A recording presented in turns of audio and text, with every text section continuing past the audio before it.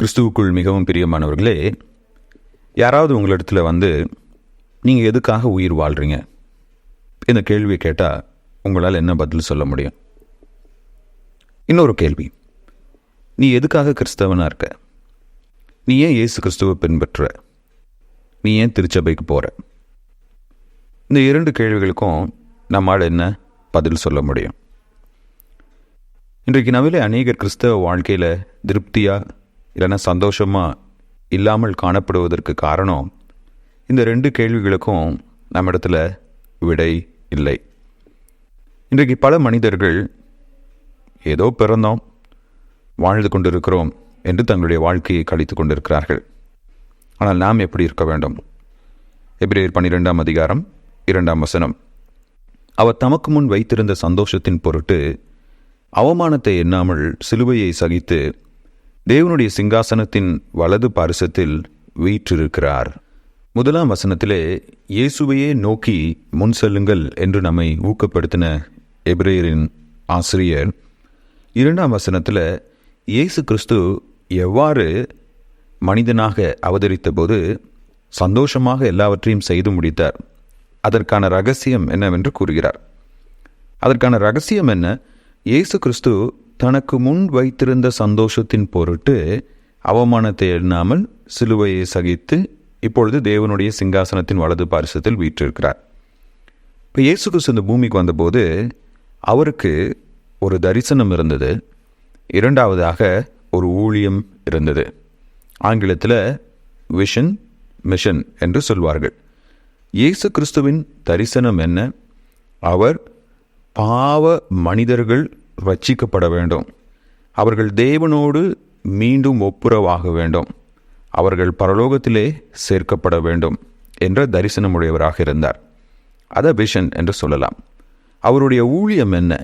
ஊழியம் என்றால் தன்னுடைய தரிசனத்தை எவ்வாறு நிறைவேற்றப் போகிறேன் என்ற ஒரு திட்டம். இப்போ பாவ மனிதர்கள் ரட்சிக்கப்பட்டு தேவனோடு ஒப்புரவாக்கி பரலோகத்தில் சேர்க்கப்பட வேண்டுமே என்றால் அதை எவ்வாறு இயேசு கிறிஸ்து சாத்தியமாக்கப் போகிறார்?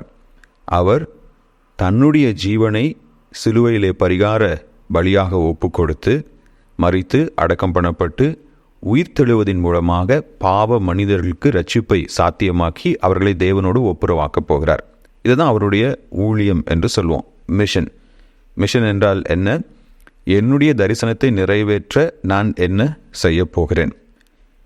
இயேசு கிறிஸ்து எதற்காக இந்த பூமிக்கு வந்தார், அதை அவர் எப்படி சாதிக்கப் போகிறார் என்ற இரண்டு கேள்விகளுக்கும் தெளிவான பதிலுடையவராயிருந்தார். அவருடைய நோக்கம் சரியானதாக இருந்தது.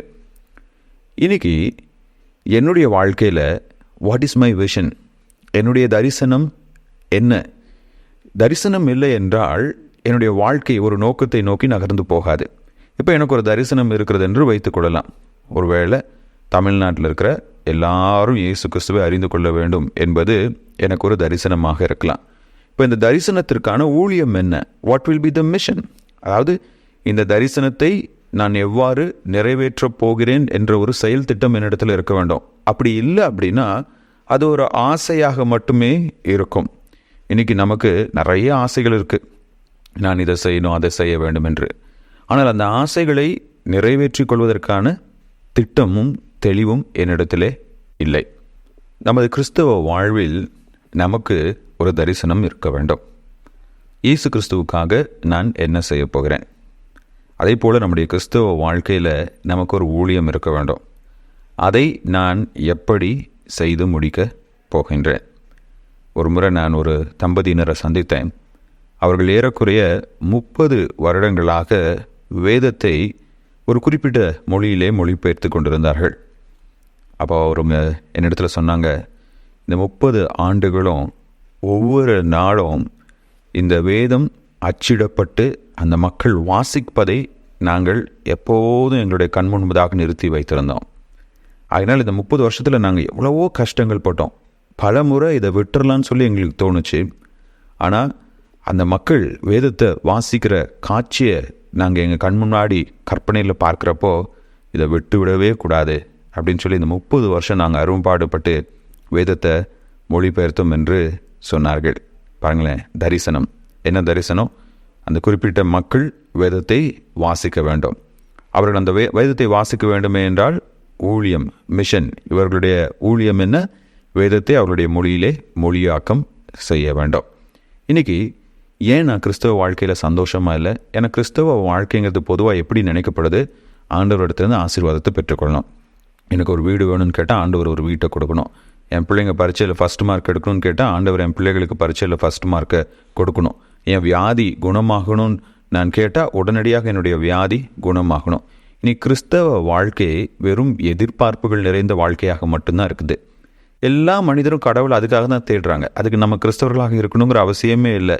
வேறு எந்த மதத்தை சேர்ந்தவங்களும் அதுக்காக தான் கோயிலுக்கு போகிறாங்க, சாமி கும்பிடுறாங்க, கடவுளை பின்பற்றுறாங்க. ஆனால் கிறிஸ்தவ வாழ்க்கை என்பது கடவுளிடத்திலிருந்து நான் என்ன பெற்றுக்கொள்வேன் என்ற எதிர்பார்ப்போடு வாழும் வாழ்க்கை அல்ல. கடவுளுக்காக நான் எதை சாதிக்க, எதை செயல்படுத்த அழைக்கப்பட்டவள் என்பதிலே உறுதியாக இருப்பது. யாருக்கெல்லாம் அந்த தெளிவு இருக்குதோ, ஒரு தரிசனமும் ஒரு ஊழியமும் இருக்கிறதோ, அவங்களால இயேசு கிறிஸ்துவை போல தங்களுடைய வாழ்க்கையில் வர எல்லா சூழ்நிலைகளையும் சந்தோஷமாக சகித்து கொண்டு முன்னேற முடியும். அவர்கள் தேவனால் ஆசீர்வதிக்கப்படுவார்கள், உயர்த்தப்படுவார்கள். கர்த்ததாமே நாம் என்ன செய்ய வேண்டும் என்ற தெளிவையும் அதை எப்படி செய்ய வேண்டும் என்ற செயல் திறனையும் நமக்கு கொடுப்பாராக. ஆமென்.